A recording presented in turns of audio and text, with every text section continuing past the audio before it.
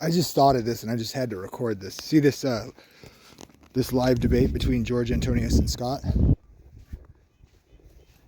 They're kind of debating like whether the Old Testament was works-based and now it's by faith sort of thing. And I get so irritated because of the way generally a lot of like once saved, always saved Baptists will attack my theology, which makes way more sense than theirs.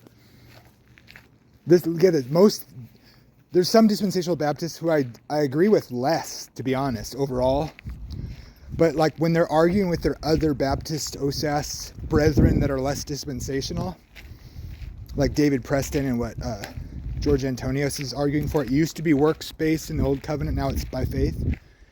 That's the right position for their theology, in my opinion. Here's why. This is so funny to me. Follow this. So the ones that say it's always been by faith, which I actually think is right, just not in the way that they think it's right. So because of what they hold to, what their foundation is for their theology, like once saved, always saved sort of thing, and that it's not by works, but they want to, so it's complicated. It's like, I agree with them that it was always by faith, but what does that mean?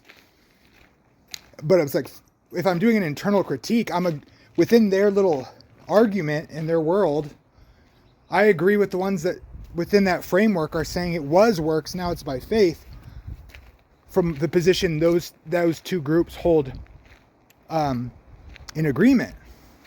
I just don't agree with them entirely.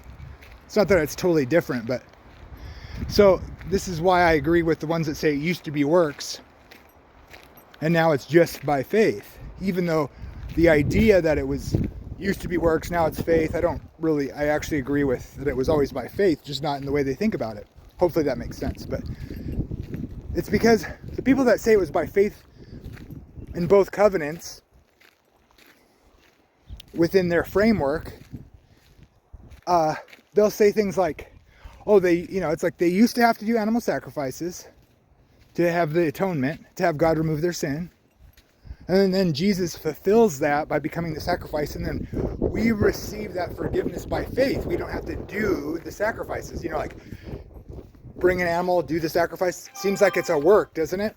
Something you have to do to receive the atonement by faith, looking forward to the Messiah. But those are the works you have to do. That's what God said that they had to do. So if they trusted God to remove their sins by faith, it wasn't magical.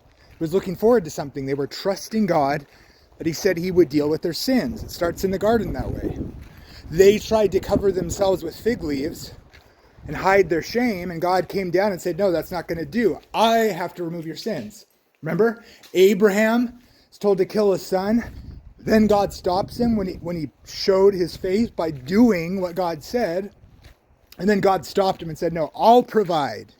I will provide the sacrifice. So these people who say it was always by faith are saying when you had to do the sacrifices, well, those weren't works. But then someone like me who keeps the Sabbath, which by the way is refraining from working, it's resting, not working. Apparently that's works-based salvation, they tell me. I'm a works-based heretic because I don't work on the Sabbath. That's works-based. But then they turn around and tell their own people, oh, it wasn't works-based when they had to do animal sacrifices, which is doing something. I mean, this is utter hypocrisy and ridiculous. It's pathetic. No offense, guys, but I'm just calling it like it is. It's pathetic.